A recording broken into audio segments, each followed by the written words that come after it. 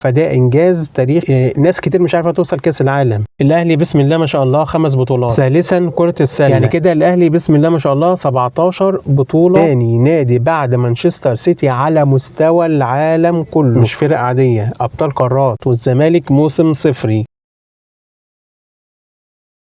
بين بطولات الاهلي والزمالك في نهايه 2023. اولا هنتكلم في كره القدم. الاهلي بسم الله ما شاء الله 5 بطولات: سوبر مصر 2022، الدوري 2023، كاس مصر 2023، دوري ابطال افريقيا 2023، السوبر المصري 2023. بسم الله ما شاء الله 5 بطولات. والزمالك موسم صفري. انا ما جبتش حاجه من عندي، ابحثوا هتلاقوا ان الكلام اللي انا بقوله كله صح. موسم صفري بالفعل، مفيش ولا بطوله في كره القدم. ثانيا كره اليد. الاهلي بسم الله ما شاء الله 5 بطولات في كره اليد. اولا بطوله الدوري، بطوله الكاس، بطوله السوبر المصري، بطوله السوبر الافريقي، بطوله افريقيا ابطال الدوري. 5 بطولات بسم الله ما شاء الله. الزمالك خد كاس الكؤوس الافريقيه مره. ثالثا كره السله. الاهلي بسم الله ما شاء الله 5 بطولات برضه: الدوري والكاس والسوبر المصري ودوري المرتبط وبطوله البال الافريقيه اللي هو دوري ابطال افريقيا. بسم الله ما شاء الله 5 بطولات. والزمالك موسم صفري. رابعا كره الطايره. الاهلي بسم الله ما شاء الله بطوله العرب وبطوله السوبر المحلي، السوبر المصري المحلي.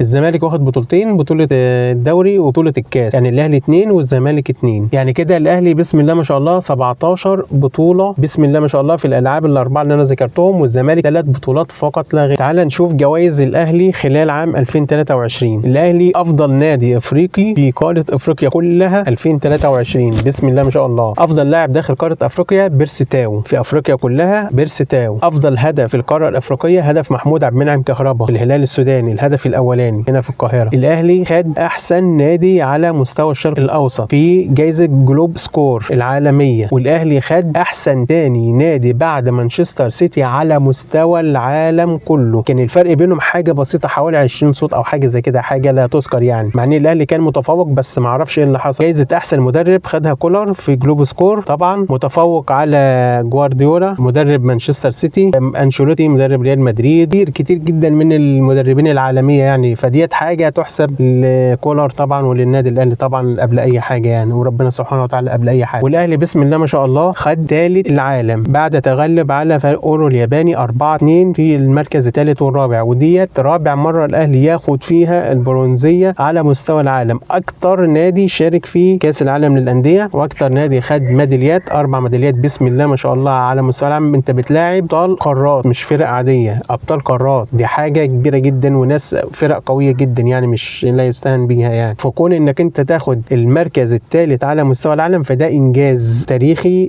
ناس كتير مش عارفه توصل كاس العالم. انت عشان تاخد الميداليه دي، مش يعني حتى لو وصلوا مش هيعرفوا ياخدوا حاجه، انت عشان تاخد الحاجه ديت للمره الرابعه فده انجاز تاريخي يحسب لافريقيا ولمصر وللنادي الاهلي تحديدا. ان شاء الله هنقدم محتوى رياضي شامل ان شاء الله باذن الله عن الاهلي وعن المنتخب وعن كل حاجه ما يخص الرياضه المصريه ان شاء الله. استنونا ان شاء الله بسم الله في الفيديوهات اللي جايه، وتابعونا ان شاء الله يوصل لكم كل جديد وكل احصائيه وكل حاجه انتوا عايزينها هنعملها لكم ان شاء الله. والاهلي يا ساده سر السعاده. والسلام عليكم ورحمه الله وبركاته.